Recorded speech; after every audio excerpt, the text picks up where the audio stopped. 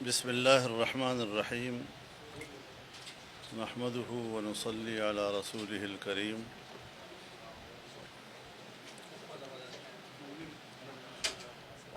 پاک China window کے طرف سے مجھے دعوت دی گئی۔ میں اس ادارے کے سربراہ کا شکر گزار ہوں کہ انہوں نے مجھے اس اعزاز سے نوازا۔ اس میں کوئی شک نہیں ہے کہ سی پیک یہ پاکستان کی ترقی کا راستہ ہے، یہ پاکستان کی ترقی کی شاہراہ ہے، اور ظاہر ہے کہ سوویت یونین کے ٹوٹ جانے کے بعد عالمی سیاست میں جو تغیرات آئے، سیاسی حوالے سے بھی اور اقتصادی حوالے سے بھی، اس میں چائنا نے پہل کی۔ سن 1995 میں جب میں فارن افیئر کمیٹی کا چیئرمین تھا تو چائنا نے پوری فارن کمیٹی کو بلایا، دعوت دی، اور چین کے نئے اقتصادی ویژن سے انہوں نے ہمیں آگاہ کیا۔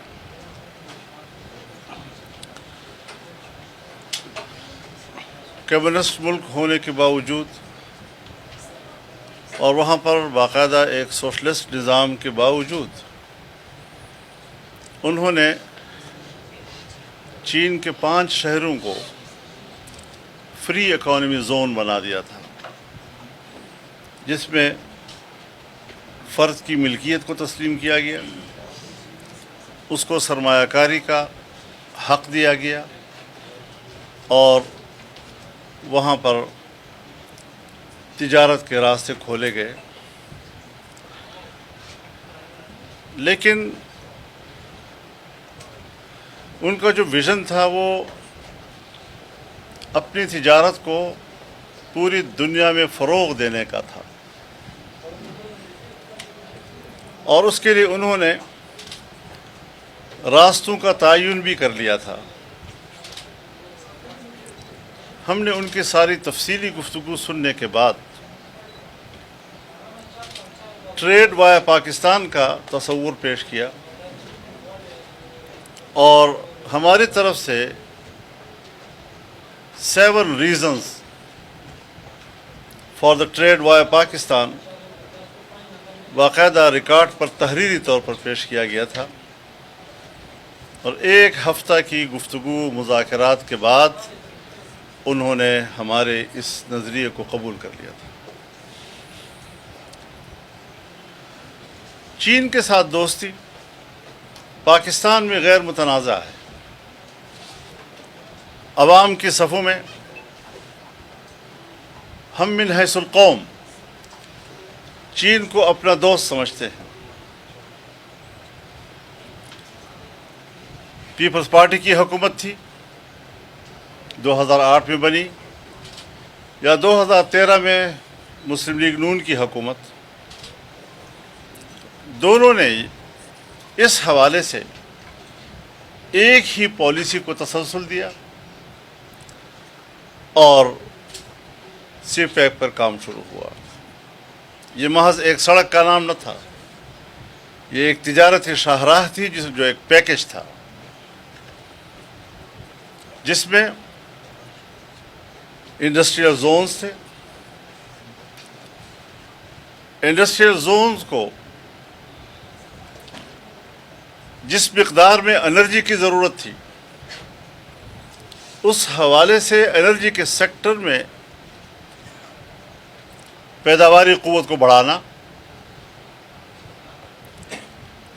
اس حوالے سے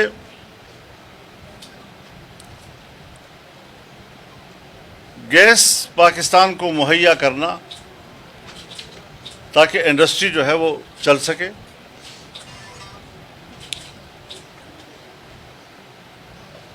آپٹیکل فائبر کہ جو اس موٹر وے پر ٹریفک کو کنٹرول کرنے اور حادثات کا راستہ روکنے کے لیے ایک مؤثر جدید سائنسی ٹیکنالوجی ہے، وہ پاکستان کو دی۔ ریلوے لائن اس سے وابستہ تھا، لیکن جب دنیا نے دیکھا کہ پاکستان میں تو اس پر اتفاق رائے ہے، تو مغربی دنیا نے امریکہ کی سربراہی میں انڈیا کے بشمول ایک تیسری قوت پیدا کی اور پاکستان کو اس تیسری جنس کے حوالے کر دیا، جس کا ایجنڈا سپیک کو روکنا تھا، جس کا ایجنڈا پاکستان کے راستے سے اتنے بڑے تجارتی راستے کو روکنا تھا، جیسے وہ پاکستان کو ایک کالونی سمجھتے ہوں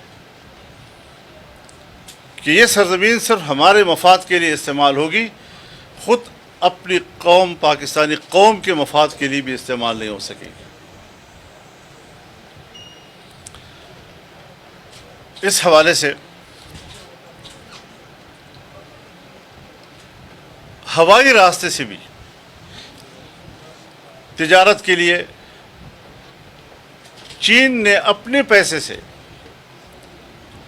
گوادر میں ایک بین الاقوامی معیار کا ایئرپورٹ بنانے کا، اور شاید بن بھی چکا ہے،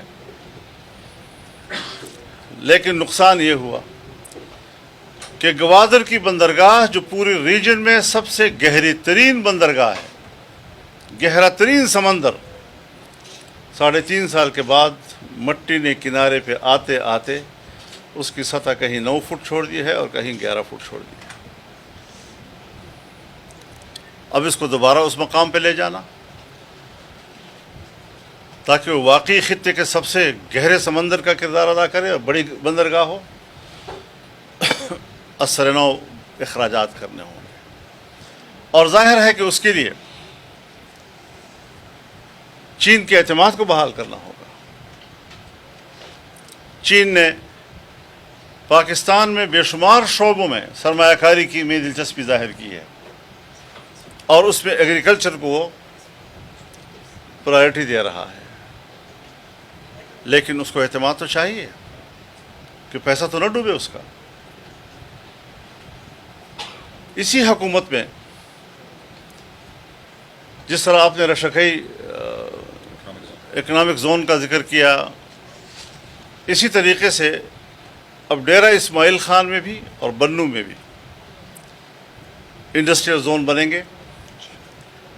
سو ہم نے ایک تجویز دی حکومت کو کہ اگر یہاں پر انڈسٹریل زون بنتا ہے تو چونکہ ڈیرہ اسماعیل خان ٹانک یہ دامانی علاقہ ہے اور اس میں 12 لاکھ ایکڑ اراضی بیک وقت نہری بننے کی صلاحیت رکھتا ہے، اس کے لیے وسائل مجتمع کیے جائیں جو علاقائی وسائل ہیں، ہم کوئی دور سے پانی نہیں مانگ رہے اس کے لیے، لیکن یہاں سے بھی ایک ریجنل کارگو ایئرپورٹ ہونا چاہیے،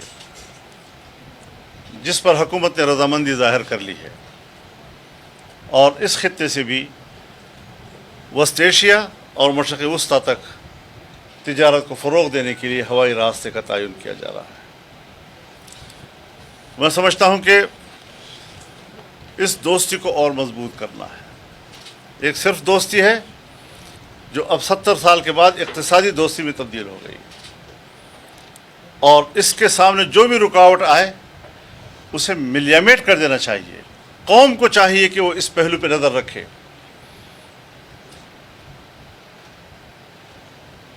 تجارت کی 3 سطح ہوتی ہیں۔ ایک تجارت ہوتی ہے پبلک ٹو پبلک، دکاندار ہے محلے میں بیچ رہا ہے، چھوٹی موٹی چیزیں ہیں، زمین کوئی بیچ رہا ہے، کوئی دکان بیچ رہا ہے، کوئی خرید رہا ہے۔ ایک ہوتا ہے پبلک اور اسٹیٹ کے درمیان، جب آپ کوئی چھوٹی سی انڈسٹری لگا رہے ہوں، آپ لون لے لیتے ہیں بینک سے، وہ آپ کو سپورٹ کر رہا ہوتا ہے، گورنمنٹ آپ کو سپورٹ کر رہی ہوتی ہے، اور ایک میگا لیول پر جب بین الاقوامی سرمایہ کاری آپ کے ملک میں آتی ہے اور اسٹیٹ ٹو اسٹیٹ ٹریڈ ہوتی ہے اور ڈیولپمنٹل کام ہوتے ہیں. پہلی مرتبہ ہم نے دیکھا کہ باقاعدہ سرکاری طور پر پالیسی اعلان کی گئی کہ پاکستان میگا پروجیکٹس کا متحمل نہیں ہے. سارے منصوبے فریز کر دیے گئے اور کہا کہ ہم میکرو لیول پر تجارت کو فروغ دیں گے، یعنی انڈے اور کٹے کی تجارت. مذاق کیا گیا ملک کے ساتھ. 25 کروڑ عوام کی آبادی کا ملک، ایک بڑے رقبے پر آباد ملک، اور اس کو دنیا سے کاٹنے کی کوشش کی گئی، چائنا سے کاٹنے کی کوشش کی گئی. تو ظاہر ہے کہ پھر ملک میں تبدیلی لانا ضروری تھا. اور ہماری جو جدوجہد تھی وہ ملک کی مفاد قدم قدم پہ ثابت کر رہی ہے کہ اسی کے لیے تھی. ہم نے وہ عزائم سمجھ لیے تھے کہ کس مقصد کے لیے 2018 میں ایک نئی جنس پیدا کی گئی اور دھاندلی کے ذریعے ملک پہ مسلط کی گئی. ہمارے بہت سے سیاسی دوست کبھی نرمی کبھی مصلحت سے کام لیتے رہے، لیکن ہم مصلحتوں سے بالا تر ہو گئے اور تحریک کو دوام دیا، اور وہ تحریک تمام سیاسی قوتوں کو ایک پلیٹ فارم پر متحد رکھنے کا باعث بنا، اور بالآخر اس سے نتائج بھی حاصل کیے. لیکن یہ کچھ ہوتی ہیں حکومتی کمزوریاں، لیکن حکومتی کمزوریاں جب اسٹیٹ کو کمزور کر دیں تو پھر وہ کمزور اسٹیٹ کل اگر آپ کے پاس تھا تو وہی کمزور اسٹیٹ آج میرے پاس ہوگا، اور پھر وہی کمزور اسٹیٹ اگلے کو منتقل ہوگا.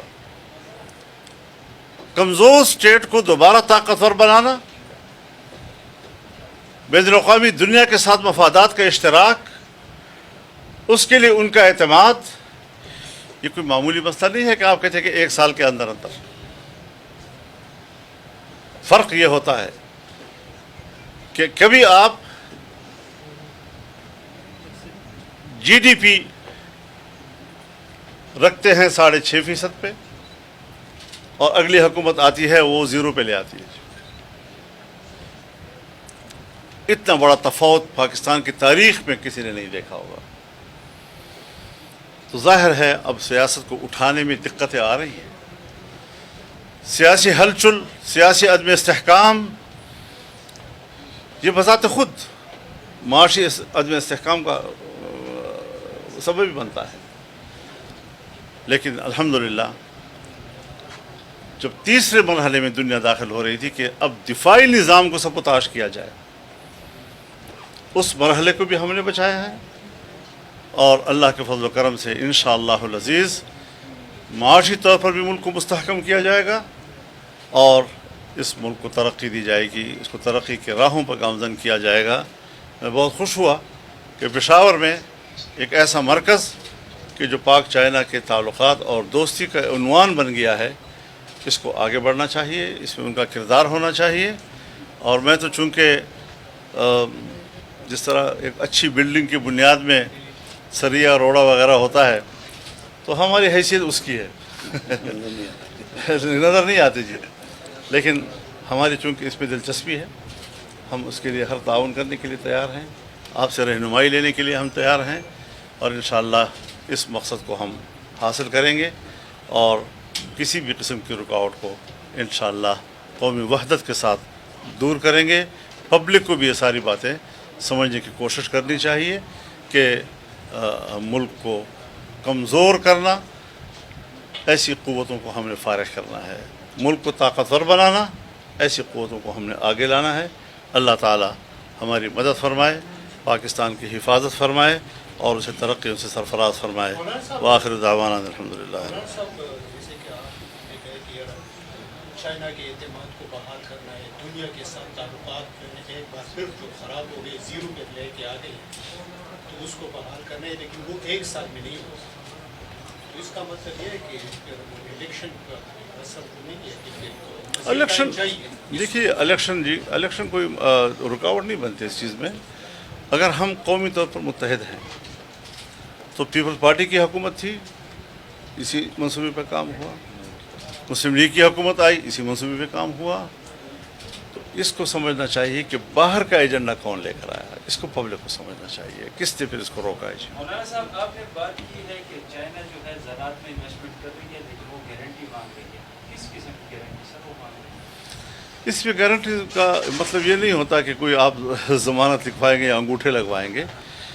مثال کے طور پر جس طرح یہاں پاکستان میں کبھی ایک بھونچال آ جاتا ہے اور ایک تاثر پیدا ہو جاتا ہے کہ شاید وہی قوت دوبارہ نہ آ جائے, وہ صادق اور امین کہیں دوبارہ واپس نہ آ جائیں, تو وہ ہاتھ روک لیتے ہیں. پھر جب حالات بنتے ہیں کہ بھئی وہ چور اچکے جو ہیں وہ اقتدار میں آئیں گے تو پھر ان کے لیے دینے کو تیار ہو جاتے ہیں. یہ فرق ذرا سمجھنا چاہیے کہ صادق اور امین کون ہے اور چور کون ہے.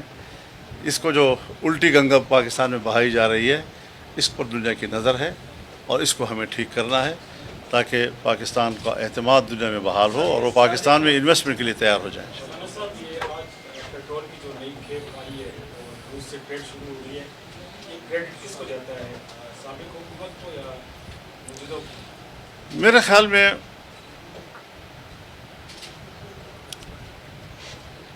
ایک بہت لمبی تاریخ ہے اس بات کی کہ دنیا دو حصوں میں منقسم تھی. گروپنگ تھی, امریکہ اور مغرب کی گروپنگ اور رشیا اور مشرقی دنیا کی, جس کو ایک کو رائٹسٹ کہتے تھے دوسرے کو لیفٹسٹ کہتے تھے. اور روس مذہب اور اسلامی دنیا کو اپنا دشمن تصور کرتا تھا. افغانستان کی جنگ بھی